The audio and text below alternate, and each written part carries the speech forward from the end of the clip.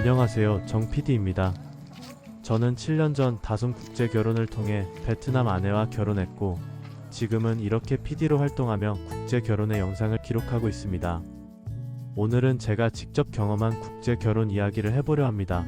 PD님은 왜 국제 결혼을 선택하게 되었나요? 저는 한 15년 정도 사귀던 여자친구와 헤어졌습니다. 헤어진 후에는 멘붕이 좀 왔었고요. 처음엔 제가 외모나 성격이 문제인가? 하다가 생각을 해보니 발전형 인간이 아닌 게 문제가 된 것이 아닌가 생각됩니다. 한국에서 일반적인 직장을 다닌다는 것, 그리고 특별한 개성이나 열정이 없는 것, 이것이 발단이 되어 이 남자와 결혼하기에는 왠지 미래가 불확실할 것 같다는 생각 때문이 아니었나 유추됩니다. 그 후에도 여러 여성분들과 만남을 가져봤지만 오랜 연애로 시작을 어떻게 해야 할지 막막해지면서 연애 진도가 안 나가더라고요. 그러던 중 이런 나라도 사랑을 줄 수 있는 사람이 있을까? 결혼할 상대가 정해지면 참 잘해줄 텐데 라는 마음으로 국제 결혼을 선택하게 되었습니다. 맞선을 진행하면서 기억에 남는 순간이 있나요? 처음 그녀를 봤을 때는 첫눈에 확 느낌이 온 것은 아니었어요. 대표님이 둘만의 공간에서 1시간만 있다가 오라고 하더라고요.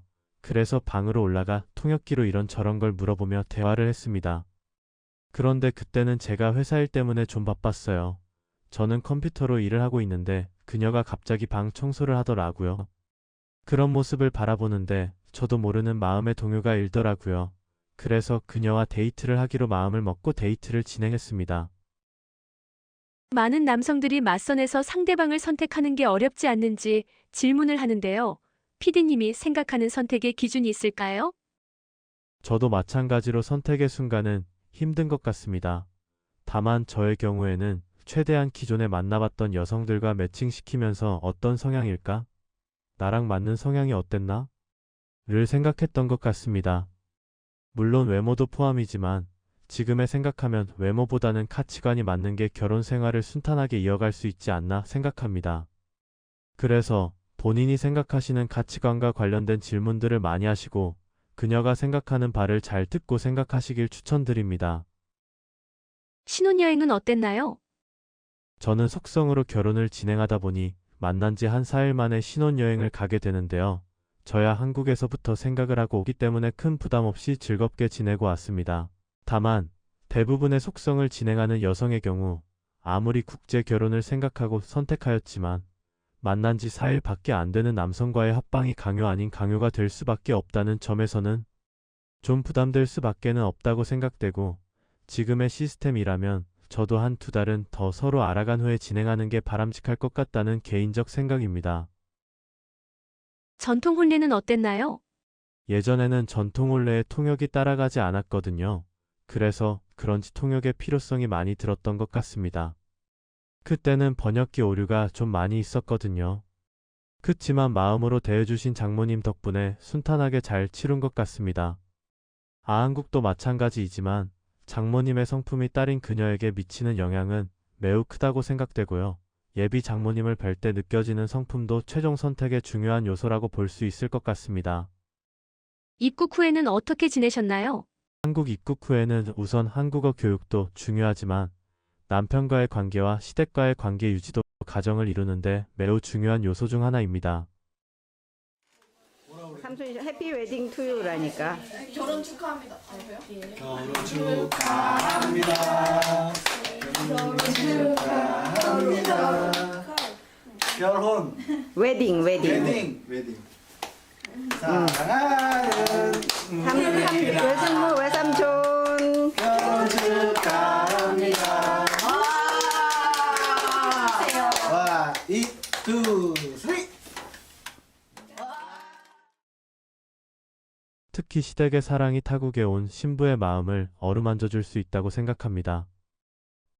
또한 신부로 하여금 다시금 사랑으로 돌려줄 수 있는 여유를 가지게 한다고 저는 생각합니다.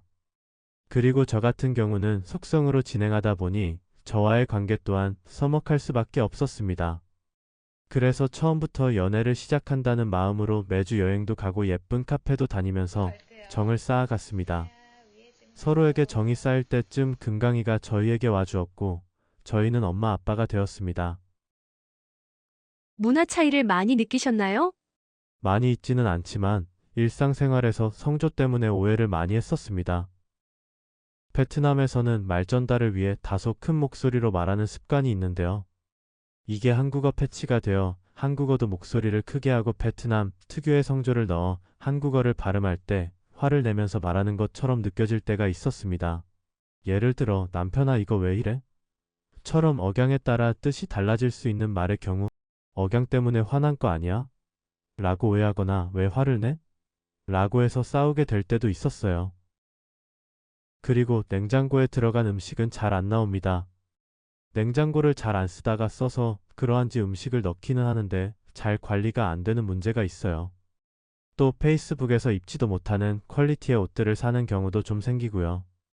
그렇지만 모든 일에 화를 내시기보다는 이렇게 평생 살았는데 한 번에 바뀌지는 않는구나 라는 인식을 가지고 접근하시면 좋을 것 같습니다. 국제 결혼을 준비하는 분들에게 조언한다면 서로 간의 관계를 형성하는 게 무엇보다 중요하다고 저는 생각합니다. 이러한 관계 형성은 생각보다 시간이 걸릴 수 있지만 함께한 시간만큼 서로에게 도움이 될 수 있다는 점 양지해 주시기 바랍니다. 또한 한국에 오자마자 일을 하고자 하시는 신부가 있을 수 있는데요.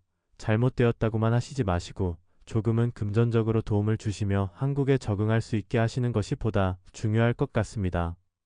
최소 1년 동안은 꽃놀이도 가고 예쁜 카페도 가시면서 데이트를 즐기시길 부탁드립니다. 같이 취미를 함께 하셔도 좋고요. 일반적으로 주말에 지낸 시간과 사진으로 신부님들이 주중을 버티며 생활하게 되더라고요.